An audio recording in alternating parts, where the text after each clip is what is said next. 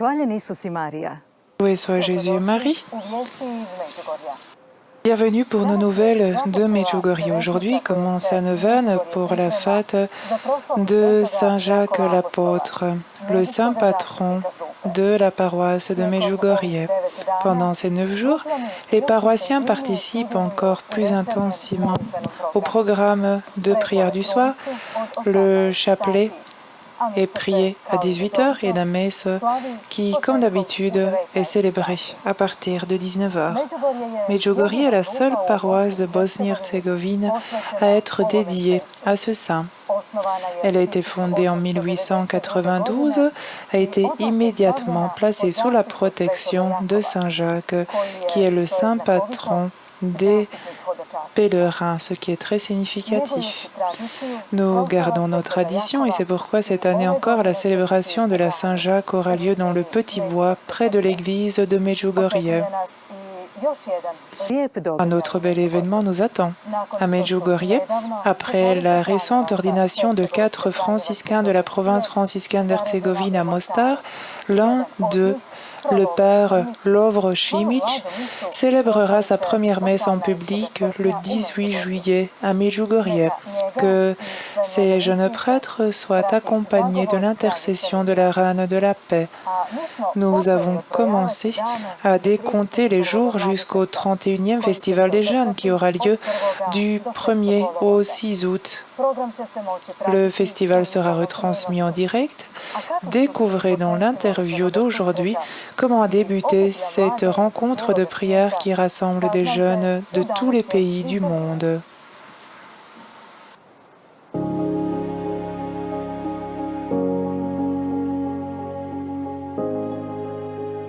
Pričati o počecima Mladifesta, a ne prisjetiti. Il est presque impossible de parler des débuts du Festival des Jeunes sans se rappeler comment les jeunes de Medjugorje et d'Herzégovine ont vécu les messages de Notre-Dame dans les années 80. Notre interlocutrice d'aujourd'hui est Jela Odak, paroissienne de Medjugorje et guide pour les pèlerins. Bienvenue. Merci pour l'invitation. En tant que jeune fille, pendant les années 80, vous avez vécu les messages de Notre-Dame. Comment les gens vivaient-ils à Medjugorje en ce temps-là, en Herzégovine? Ils priaient, ils jeûnaient. Oui, dans les années 80, celui qui a vécu ces années avec Notre-Dame se souvient toujours de cette époque avec nostalgie. Non seulement nous, de la paroisse, mais aussi les gens qui nous entourent et aussi tous les pèlerins qui sont venus à cette époque. Pourquoi? Parce que d'une manière ou d'une autre, nous avions plus d'ardeur. Nous voulions donner à 100% de nous-mêmes pour répondre au message de Notre-Dame, que ce soit dans la prière, dans le jeûne. En quelque sorte, tout le travail, tout ce que nous avons fait tout au long de nos journées consistait à avoir plus de temps pour prier, pour louer Dieu. Et Notre-Dame nous a inculqué cette ardeur, ce désir, cet amour, cet enthousiasme. Avec la distance du temps passé, nous pouvons dire maintenant que c'était comme si nous rêvions, comme si c'était un beau rêve. Et la personne qui est confrontée à la réalité de la vie d'aujourd'hui, il lui semble que cela est une chose impossible, mais tout a été influencé par diverses circonstances de notre réalité de la vie. C'était une vie dans la simplicité, dans la pauvreté. On pouvait dire nous n'étions pas attachés à beaucoup de choses. Il n'y avait pas cette course que nous vivons aujourd'hui et nous sommes en quelque sorte consacrés à cela en étant sûrs que Notre-Dame était là avec nous. Et cette certitude nous était donnée par cette paix que nous avions vécue dans nos cœurs, cette beauté de vivre la prière. C'était certainement une grande grâce de Dieu qui n'a pas été vécue uniquement par quelques personnes, mais elle a été vécue par toute la paroisse, toute cette région a vécu cette réalité. Un feu d'amour brûlait dans nos cœurs pour répondre à Notre-Dame, pour louer Dieu. En fin de compte, nous avons vécu notre foi pendant le temps du communisme, puis ce fut une nouvelle incitation et une opportunité pour un nouvel élan. Et cet enthousiasme dans la foi s'est vraiment produit, en particulier dans le cœur des jeunes qui sont venus. Donc non seulement les paroissiens, mais aussi des jeunes de tous les villages aux alentours, de toute l'Herzégovine et même de toute la Croatie. Et puis plus tard, des jeunes du monde entier. Ces jeunes ont commencé à venir à Medjugorje et là, ils ont trouvé ce qu'ils ne pouvaient trouver nulle part ailleurs. Je crois que la présence de Notre-Dame, mais aussi cette réponse des jeunes ont donné cette impression générale de beauté de ce lieu pendant les années 80. L'enthousiasme dans la foi que ces jeunes ont vécu et en donnant réellement leur jeunesse à Notre-Dame a fait naître dans le cœur cette idée de créer une réunion internationale de prière pour les jeunes. Vous souvenez-vous comment cette idée est née? Oui, bien sûr. Le premier festival des jeunes a eu lieu en 1989. Il était organisé par le Père Savko. Le regretté Père Savko avait une manière spéciale d'œuvrer dans tous les domaines. Pour lui, les choses étaient simples. Quand il aimait une idée ou ressentait une incitation dans son cœur, il ne se souciait pas de l'organisation, d'en faire quelque chose de grand ou de le rendre parfait. Non. Il allait dans la prière et la confiance en Dieu. Et c'est ainsi que les fruits sont venus. L'idée du festival est née lorsqu'on a commencé à organiser ces rencontres avec le pape Jean-Paul II. C'était le dimanche des rameaux chaque année et les jeunes qui y avaient participé et en parlaient racontaient que c'était quelque chose de merveilleux. Ensuite, diverses autres réunions de jeunes ont été organisées dans le monde entier. Et puis, de ce contexte, avec de nombreux jeunes qui étaient toujours présents à Medjugorje, est venue l'idée d'organiser une telle rencontre avec des pèlerins, tout d'abord principalement des pèlerins d'Angleterre et d'Irlande et plus tard de France et d'Allemagne. Environ 1 millier de jeunes ensemble ici, c'était un nombre assez important. Et c'est ainsi que le premier festival de la jeunesse a commencé. Dans la tente verte, ici où se trouve actuellement la salle jaune, tout était très simple. Et je répète que le Père Savko n'a pas fait des projets d'organisation. Il était simple. Les gens ont été invités, les gens sont venus et le cœur est important. Et il nous disait, vous êtes important ici.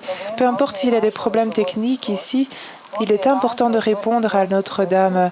Il est important d'ouvrir notre cœur à Notre-Dame, de prier, d'apprendre à prier.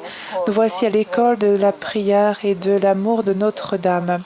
Et ce que le Père Savko a toujours fait pendant de grands événements, c'était d'organiser l'adoration, en particulier l'adoration en silence. Donc pour le premier festival, de petits groupes s'organisaient pour aller adorer en silence. Ils priaient en silence alors que les autres participaient au programme.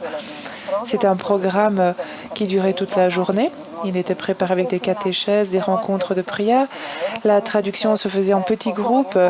Ils se sont simplement rassemblés en groupes linguistiques dans la tente et je pense qu'en ce temps-là, les Italiens étaient les plus nombreux. C'est un peu compliqué car ils étaient tous ensemble dans le même endroit, mais ça a fonctionné. Les gens étaient satisfaits. Il n'y avait pas de trop grandes exigences. Et puis le programme de prière du soir était magnifique. Il y avait un groupe d'Irlande qui était venu pour chanter et c'est ainsi qu'est née cette grande chorale du Festival des jeunes d'aujourd'hui, parce que ces jeunes d'Irlande étaient des professionnels avec le Père Liam. Ils chantaient vraiment magnifiquement et tout cela contribue à ce que d'un début simple et médiocre, le festival soit ce que nous connaissons maintenant. Et avec la grâce de Dieu et suite à beaucoup de prières, il est devenu un événement connu dans le monde entier. Auriez-vous pu alors imaginer que le Festival des jeunes deviendrait une réunion de prière comme celle qu'elle est maintenant? Absolument pas. Je dirais qu'en ce temps-là, nous n'avons pas parlé d'un festival des jeunes. La première année, nous avons parlé d'une rencontre de jeunes et plus tard est venue l'idée que ce pourrait être un festival de la jeunesse qui serait organisé chaque année. Mais la première rencontre était simplement une rencontre allons prier, allons rendre gloire à Dieu. Et c'était vraiment magnifique. D'une certaine manière, notre cœur brûlait en nous. Et ce n'était pas seulement l'impression que nous seuls vivions ici à Medjugorje, mais tout le monde. Cela s'est transformé en un beau chant et une prière. Et je crois que c'est précisément parce que tout était enraciné dans l'intention de rendre gloire à Dieu qu'il est devenu un si grand arbre, je dirais. D'une petite graine, il est grandi un grand arbre. Et je crois que le cœur du regretté Père Savko brûlait aussi, lui qui s'est donné de façon désintéressée aux jeunes et qu'ils a particulièrement aimé. Oui, il aimait vraiment les jeunes. Il disait toujours aux jeunes à quel point ils étaient importants. Il citait des messages de Notre-Dame où elle dit que chaque homme est important dans le plan de Dieu et que Dieu a un plan pour chaque homme selon les dons qu'il lui a donnés. Il est seulement important de reconnaître ces dons et de les vivre pour rendre notre vie fructueuse. Il cherchait vraiment les jeunes et à chaque occasion, il parlait aux jeunes et essayait de donner une bonne parole d'encouragement pour les jeunes et nous savons combien il a fait pour les jeunes qui étaient en difficulté. Nous avons la communauté du Cénacle, le village de la mer, le fonds des Amis du Talent. Donc il brûlait toujours pour les jeunes et le Père Savko qui s'est donné de façon désintéressée sans jamais se démarquer. Il ne voulait pas se mettre en évidence. Merci beaucoup d'être notre invité d'aujourd'hui. Je vous remercie. Chers téléspectateurs, aujourd'hui nous avons parlé avec Yela Odak des débuts du Festival des Jeunes. Dans la vidéo qui suit, souvenons-nous maintenant brièvement du 30e festival jubilaire qui a eu lieu l'an passé.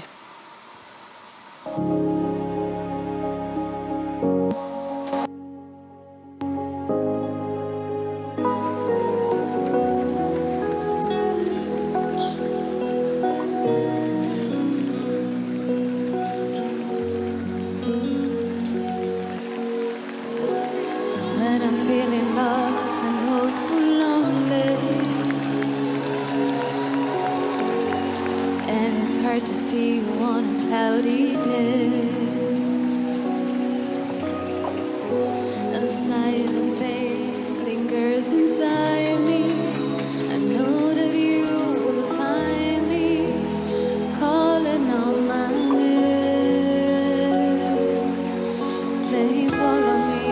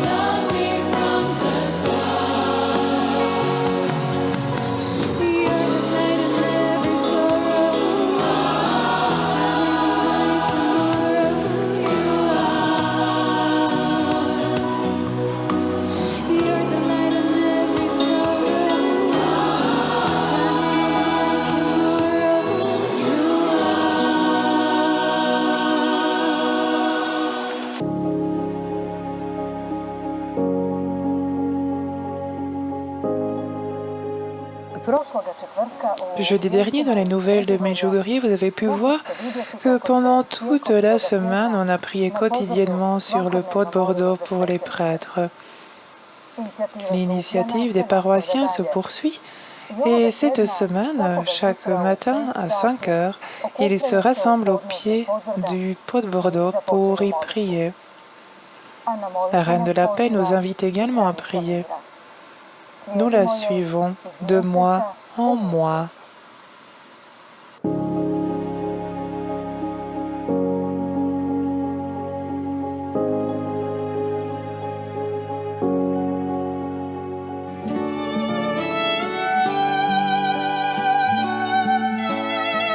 Draga djeco, slušam vaše vapaje i molitve.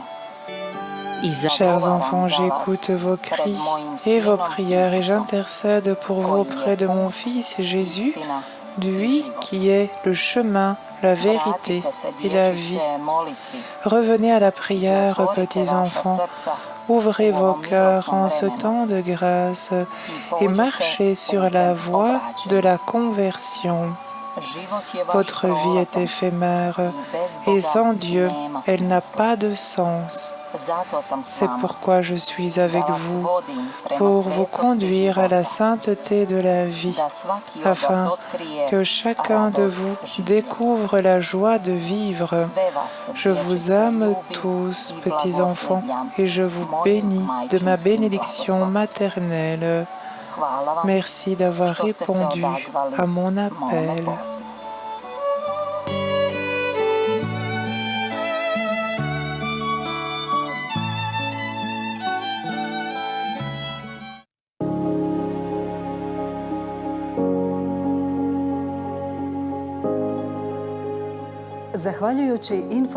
Grâce au Centre d'information Mir Medjugorje et la diffusion directe du programme de prière, Medjugorje est tous les jours chez vous.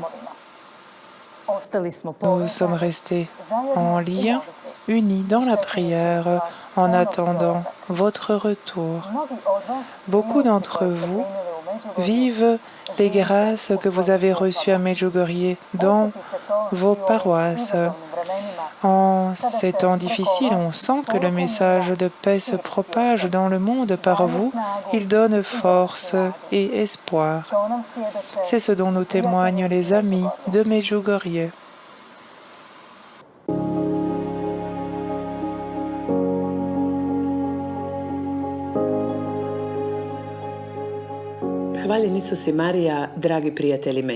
Loué soit Jésus et Marie, chers amis de Medjugorje, bienvenue à vos minutes.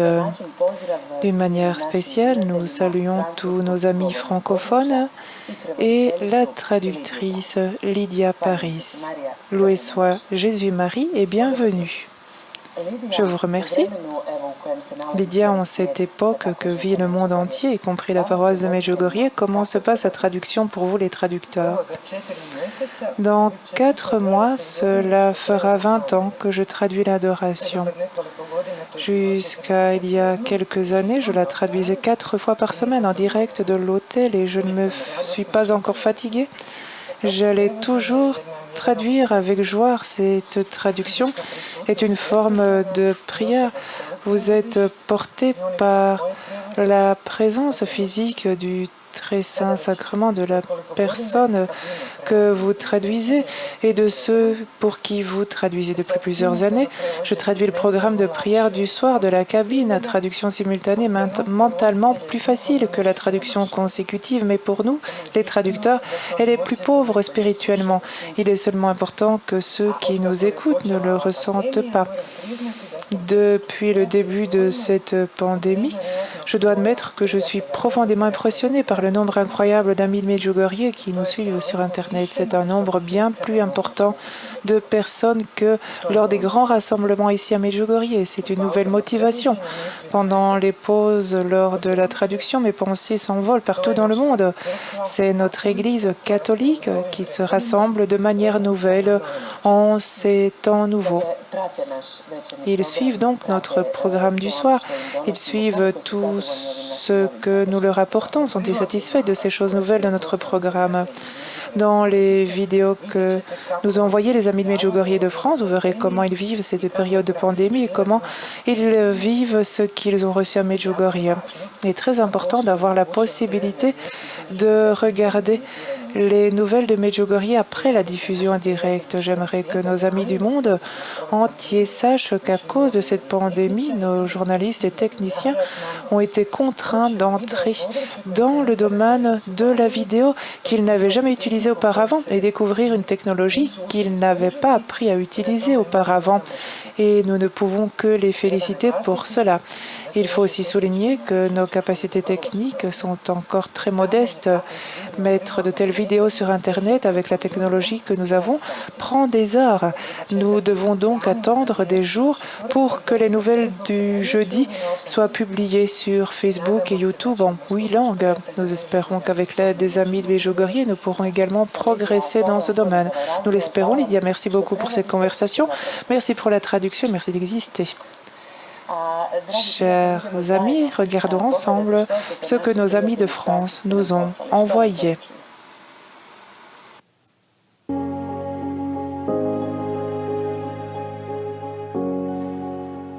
Chers amis de Medjugorje, plus que jamais nous sentons le besoin d'être fidèles à l'école de la Reine de la Paix, fidèles à ses messages. Je vous salue de Toulon, où je termine ma mission comme curé de la cathédrale. Et je rejoindrai mon île Maurice natale, ce pays qui m'est cher, et où j'aurai la joie d'aller servir le Seigneur et de porter aussi le message de la Reine de la Paix. Je confie cette mission à votre prière et j'espère avoir la joie de faire une halte à Medjugorje avant cette nouvelle étape de ma mission de prêtre. Que le Seigneur vous bénisse et quelles que soient les inquiétudes qui nous sont relayées concernant l'avenir et particulièrement l'avenir économique, l'avenir politique, l'avenir social. Nous savons qu'avec Marie, nous sommes en bonne compagnie et qu'elle nous aide à traverser les épreuves dans l'espérance, à condition de bien écouter ce qu'elle nous demande et surtout de bien le mettre en pratique. Que Dieu vous bénisse et qu'il vous encourage dans toutes vos bonnes décisions. Je m'appelle Pierrette, j'habite dans la région parisienne, près de Versailles, et je voudrais témoigner de ce que j'ai reçu à Medjugorje il y a maintenant 35 ans, et qui a changé littéralement le cours de ma vie, qui tombait littéralement en ruine. Et le Seigneur est venu, par sa Sainte Mère, me relever de tout cela. Et depuis, je n'ai pas perdu une seule seconde, une joie de vivre incroyable, dont elle parle d'ailleurs dans son dernier message. Et je peux témoigner que c'est vrai, une vie sans Dieu, ce n'est pas possible. Mais une vie avec Dieu, c'est vraiment merveilleux. Alors je n'ai plus qu'un désir, c'est de retourner rapidement à Medjugorje. Et pour cela, il faut beaucoup prier et jeûner.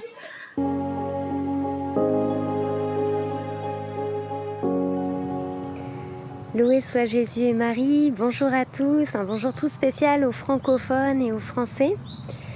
Je m'appelle Mélanie et je suis membre de la chorale internationale du Mladifest.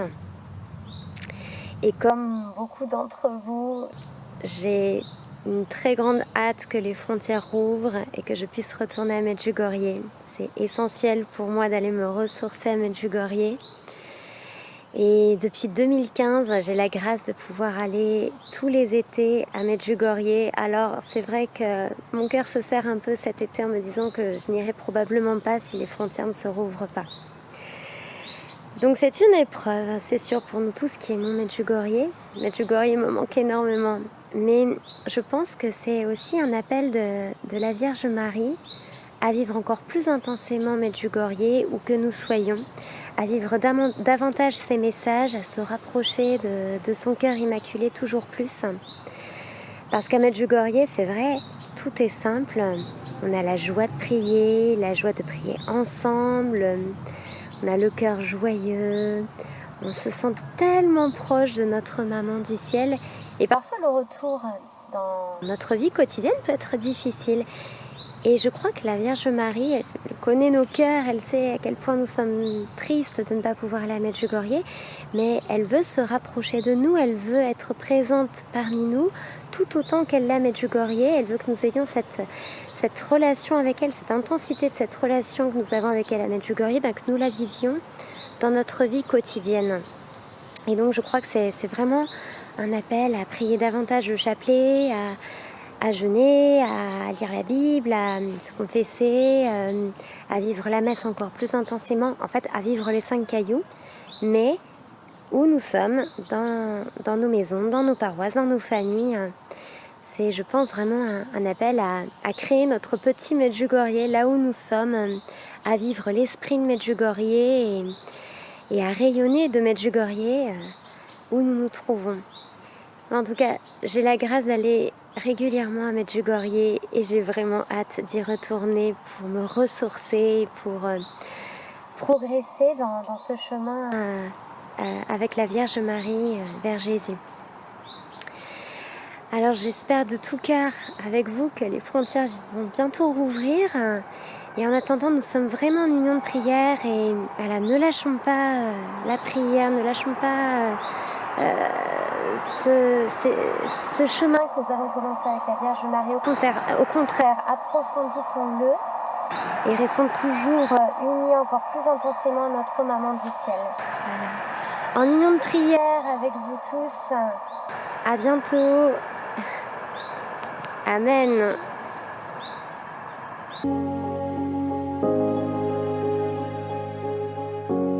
Chers amis, bonjour. Je vous salue de la Provence dans le sud de la France. Et aujourd'hui est un jour particulier pour nous puisque c'est le 14 juillet, donc c'est notre anniversaire de mariage.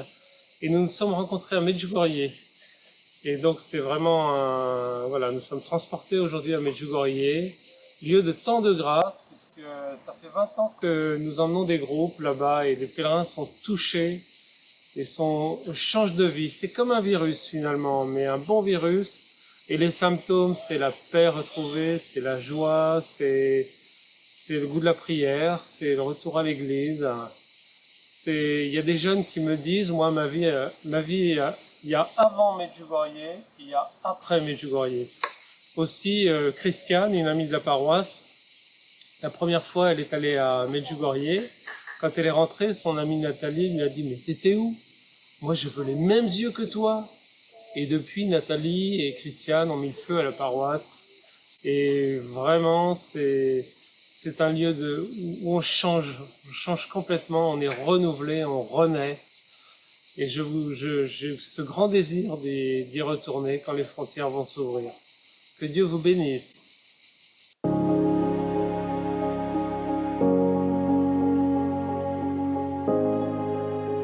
I za kraj, još jedna vijest.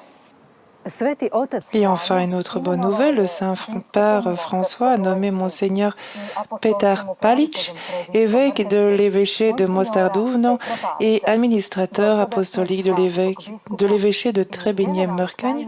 Il est l'évêque actuel de Hvar et le secrétaire général de la conférence épiscopale croate. Cela a été annoncé le 11 juillet par le bureau de presse du Saint-Siège. J'espère que vous avez trouvé ces nouvelles utiles et intéressantes. Suivez le programme de prière de Medjugorje sur la page medjugorje.hr et sur Facebook, Instagram et YouTube en 9 langues. Nous vous remercions de nous soutenir par vos dons sur notre compte PayPal. Ainsi, vous prenez part aux frais de production, de traduction et de transmission de notre programme dans le monde entier. Salutations cordiales de Medjugorje.